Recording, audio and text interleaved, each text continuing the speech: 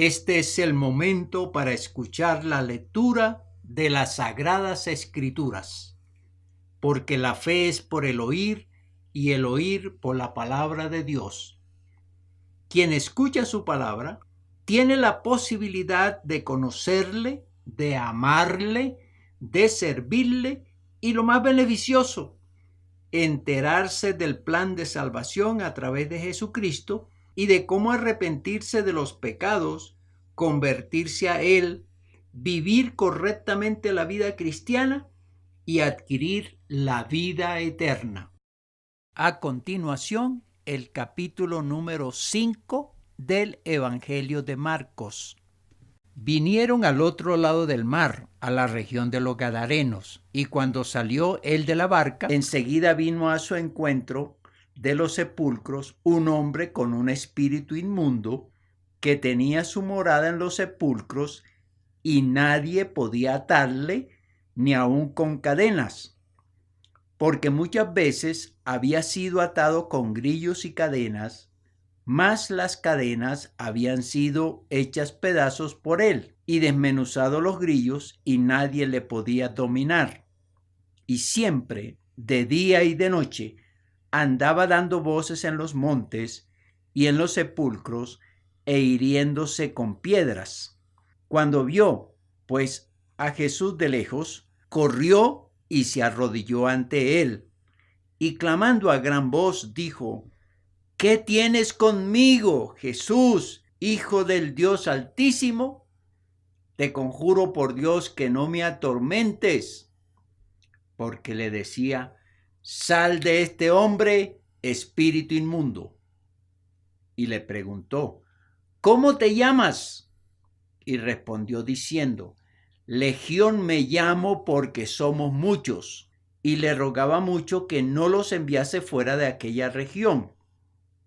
Estaba allí cerca del monte un gran hato de cerdos paciendo, y le rogaron todos los demonios, diciendo: envíanos a los cerdos para que entremos en ellos.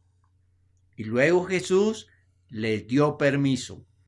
Y saliendo aquellos espíritus inmundos, entraron en los cerdos, los cuales eran como 2000. Y el hato se precipitó en el mar por un despeñadero, y en el mar se ahogaron. Y los que apacentaban los cerdos huyeron y dieron aviso en la ciudad y en los campos, y salieron a ver qué era aquello que había sucedido. Vienen a Jesús y ven al que había sido atormentado del demonio y que había tenido la legión, sentado, vestido y en su juicio cabal, y tuvieron miedo, y les contaron los que lo habían visto cómo le había acontecido al que había tenido el demonio y lo de los cerdos, y comenzaron a rogarle que se fuera de sus contornos.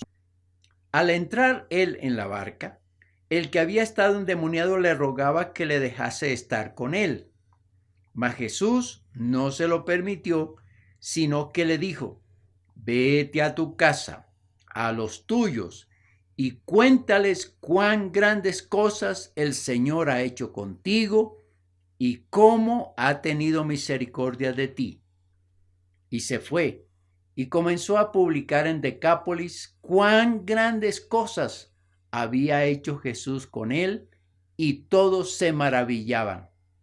Pasando otra vez Jesús en una barca a la otra orilla, se reunió alrededor de él una gran multitud, y él estaba junto al mar.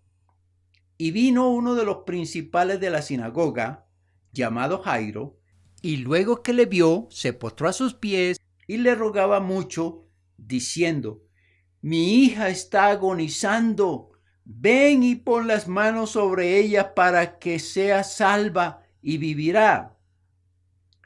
Fue pues con él, y le seguía una gran multitud, y le apretaban. Pero una mujer que desde hacía 12 años padecía de flujo de sangre, y había sufrido mucho de muchos médicos, y gastado todo lo que tenía, y nada había aprovechado, antes le iba peor, cuando oyó hablar de Jesús, vino por detrás entre la multitud y tocó su manto, porque decía: si tocare tan solamente su manto, seré salva.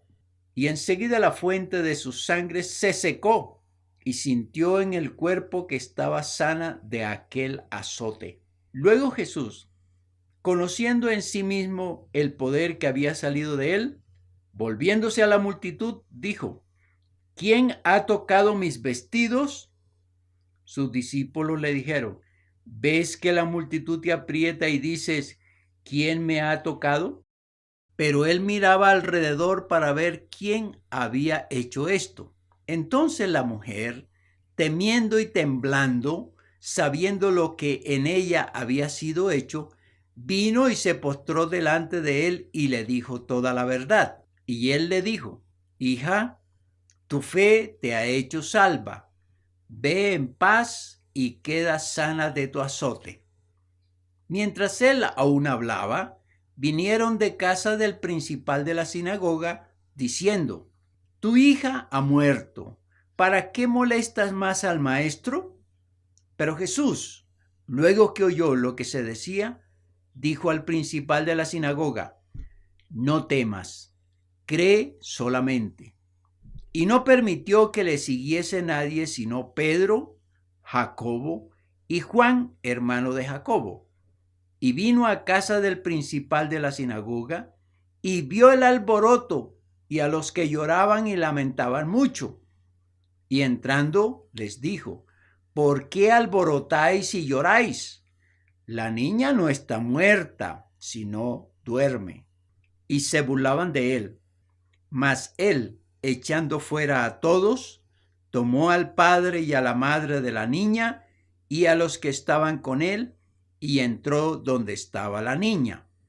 Y tomando la mano de la niña, le dijo: Talita cumi, que traducido es: niña, a ti te digo, levántate. Y luego la niña se levantó y andaba, pues tenía 12 años. Y se espantaron grandemente. Pero él les mandó mucho que nadie lo supiese, y dijo que se le diese de comer.